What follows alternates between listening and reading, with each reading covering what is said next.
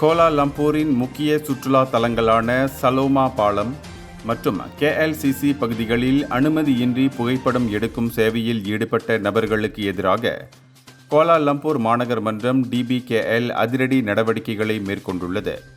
கடந்த ஞாயிற்றுக்கிழமை நடத்தப்பட்ட ஆப்ஸ் லென்ஸ் எனும் ஒருங்கிணைந்த சோதனையில் அனுமதியின்றி வணிக ரீதியாக புகைப்படம் எடுத்தவர்களிடமிருந்து 28 உபகரணங்கள் பறிமுதல் செய்யப்பட்டுள்ளதோடு 23 அபராத நோட்டீசுகளும் வழங்கப்பட்டன.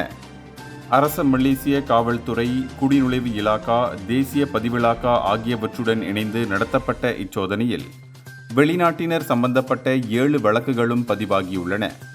முறையான உரிமமின்றி செயல்படும் இத்தகைய புகைப்பட கலைஞர்களால் பொதுமக்களுக்கு ஏற்படும் இடையூறுகளை தவிர்க்கவும், பாதுகாப்பு மற்றும் சீரான போக்குவரத்தை உறுதிப்படுத்தவும் இத்தகைய நடவடிக்கைகள் தொடரும் என DBKL எச்சரித்துள்ளது. சோதனையின் போது பிடிப்பட்ட சிலரின் அடையாள ஆவணங்கள் குறித்து மேலதிக விசாரணைகள் நடைபெற்று வரும் வேளையில் பறிமுதல் செய்யப்பட்ட கைபேசிகள் உள்ளிட்ட உபகரணங்கள் DBKL-இன் சேமிப்பு கிடங்கிற்கு மாற்றப்பட்டுள்ளன. இந்தியர்களின் இதய குரல் மக்களோசை.